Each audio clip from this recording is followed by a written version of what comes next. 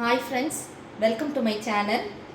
இன்றைக்கி நம்ம Madurai chicken chops எப்படி பண்ணுறதுன்னு சொல்லிட்டு மதுரை ஸ்டைலில் எப்படி பண்ணுறதுன்னு சொல்லிட்டு பார்க்கலாம் வாங்க. அதுக்கு தேவையான பொருட்கள் என்னென்னு பார்த்துடலாம். இதுக்கு தேவையான பொருட்கள் ஒரு 10-15 பல் பூண்டு, கொஞ்சம் இஞ்சி, ஒரு 4 பச்சை மிளகா, சின்ன வெங்காயம் கொஞ்சம் ஒரு 10 போல், 3 பட்டை, 3 கிராம்பு, 2 ஏலக்காய், 1/2 டீஸ்பூன் சோம்பு, 1/2 டீஸ்பூன் ஜீரகம், 1 டீஸ்பூன் மிளகு. இதில் நமக்கு காரத்துக்கு வரமிளகா சேர்க்க போகிறதில்ல. இந்த ஸ்டைல் ஆஃப் குக்கிங்க்கு நம்ம ஒன்லி பச்சை மிளகா அண்ட் மிளகு தான் காரம் கொடுக்க போகிறதே. அப்புறம் கருவேப்பிலை, கொத்தமல்லி. நம்ம இந்த 1/2 kg சிக்கனுக்கு தேவையான அளவு பண்ணிக்கிறோம். முதல்ல நம்ம ட்ரை இன்க்ரீடியன்ட்ஸ் அரைச்சிட்டு அதுக்கப்புறம் சின்ன வெங்காயம், இஞ்சி, பூண்டு, பச்சை மிளகா சேர்த்து அரைச்சிக்கலாம். இப்போ நம்ம எப்படி பண்ணுறது நம்ம பார்க்கலாம் வாங்க. அதில் கொஞ்சமாக சோம்பு மட்டும் போட்டு தாளிச்சுக்கோங்க. சோம்பு பொரிஞ்ச பின்னால் இந்த அரைச்சி எடுத்துகிட்டு வந்தோம் இல்லையா, இந்த மசாலாவை இது கூட நம்ம ஆட் பண்ணிக்கலாம்.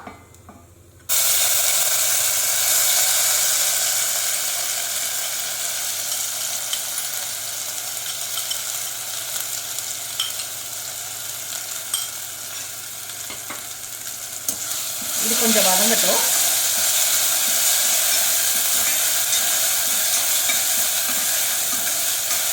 இதில் கொஞ்சம் கருவேப்பிலை சேர்த்துக்கோங்க, பாதி அளவுக்கு.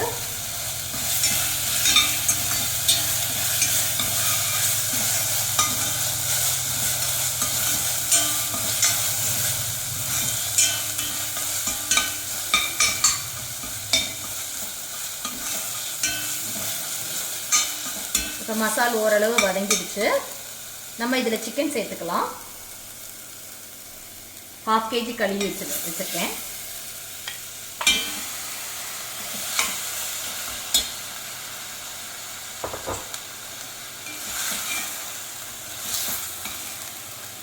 இதை நல்லா மிக்ஸ் பண்ணிக்கோங்க இந்த மசாலாவோட சேர்த்து. இதில் ஒரு சின்ன ஸ்பூன் அளவுக்கு மஞ்சள்தூள் ஆட் பண்ணிக்கோங்க.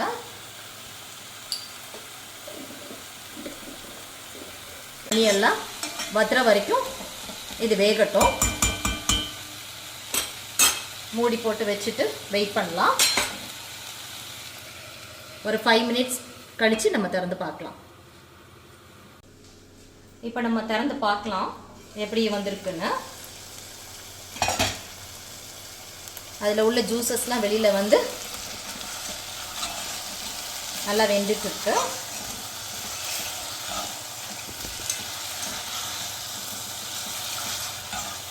நம்ம கொஞ்சம் வாட்டர் ஆட் பண்ணிக்கலாம். அதில்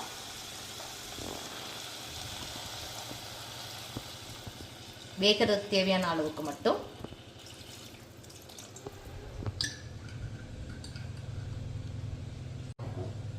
தேவையான அளவு இந்த சிக்கனுக்கு உப்பு சேர்த்துக்கலாம். ஒரு 1/2 டீஸ்பூன் அளவுக்கு.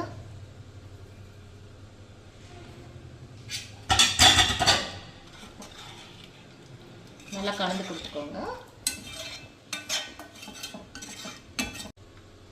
நல்லா வேகட்டும். இன்னும் ஒரு 1/2 அன் ஹவரில் இது வெந்து ரெடி ஆகிடும். அப்புறம் பார்க்கலாம்.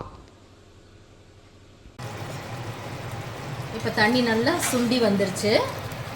இந்த ஸ்டேஜ்லேயே நீங்கள் நிப்பாட்டிட்டு சாதத்துக்கு போட்டு சாப்பிட்றதுனாலும் சாப்பிட்லாம். இல்லை இன்னும் கொஞ்சம் ட்ரை பண்ணிக்கலாம். எனக்கு இன்னும் கொஞ்சம் ட்ரை பண்ணால் தான் பிடிக்கும். அதனால் இன்னும் ஒரு 5 மினிட்ஸில் இது ஃபுல்லாக ஓரளவுக்கு நல்லா ட்ரை ஆகிடும். அதுக்கப்புறம் நீங்கள் எடுத்து சர்வ் பண்ணிக்கலாம். இது சாதத்தோடு சாப்பிட்றதுக்கும் ரொம்ப நல்லா இருக்கும். பிசைஞ்சு சாப்பிட்றதுக்கு சப்பாத்தி, பரோட்டா அது கூட வச்சு சாப்பிட்றதுக்கும் இது ரொம்ப சூப்பரான டேஸ்டான டிஷ். இது மதுரையில் எங்கள் அம்மா ரெகுலராக எங்கள் வீட்டில் செய்கிற டிஷ். இது என்னோடய ஃபேவரட் டிஷ். இது ரொம்ப டேஸ்ட்டாக இருக்கும்.